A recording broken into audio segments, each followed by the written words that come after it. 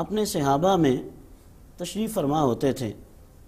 اب اگر صحابہ کرام علیہم الرضوان کی اس مجلس کو دیکھیں تو عروہ بن مسعود ثقفی کہ جو اہل مکہ کی طرف سے، قریش کی طرف سے سفیر بن کے حدیبیہ کے موقع پہ آیا تھا۔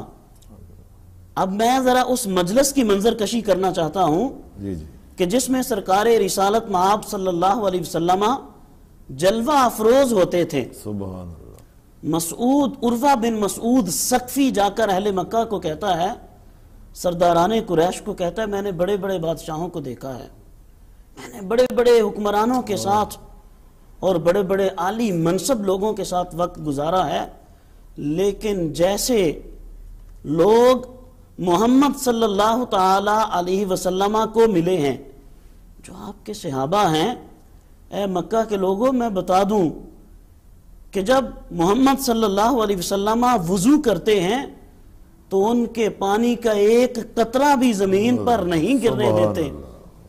وہ پانی اپنے ہاتھوں میں لیتے ہیں، اپنے چہروں پہ ملتے ہیں، اپنے سینوں پہ ملتے ہیں، حتیٰ کہ اگر کسی کو پانی کا قطرہ میسر نہیں ہوتا، اسے دستیاب نہیں ہوتا، تو جس کے ہاتھ کو وہ پانی لگا ہے اس کے ہاتھ کو وہ اپنا ہاتھ مس کر کے اس کو چوم لیتے ہیں۔ سبحان اللہ۔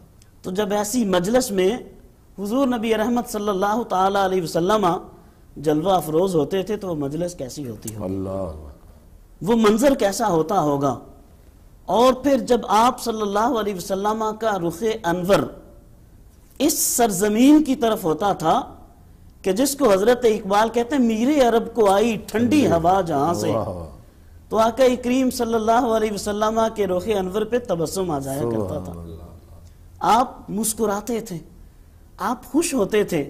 تو صحابہ کرام علیہم رضوان عرض کرتے تھے، اے آقا جب آپ کا رخ انور اس طرف ہوتا ہے تو آپ یہ جو مسکراتے ہیں، آپ کے چہرہ مبارک پہ یہ تبسم آتا ہے، تو آخر اس کی وجہ کیا ہے؟